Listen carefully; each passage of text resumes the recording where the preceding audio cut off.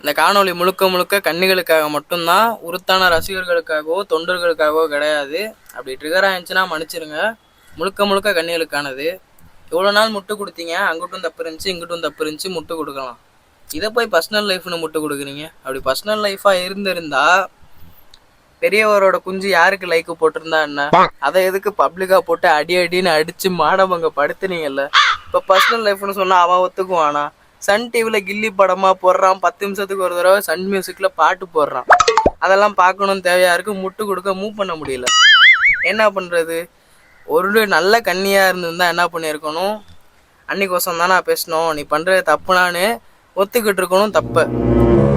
இதுக்கு மேலேயும் வந்து கொத்தடிமை அப்படின்னு டைப் பண்ணி இருந்தீங்கன்னா, ஏன்னா கொத்தடிமையும் கிடையாது, எனக்கு ஓட்டுரிமையும் கிடையாது, எனக்கே 4 விஷயம் தெரியுதுன்னா தப்புன்னு ஒத்துக்கிறதுல எந்த தப்பும் கிடையாது. புரிஞ்சுக்கோங்க, அவ்வளோதான்.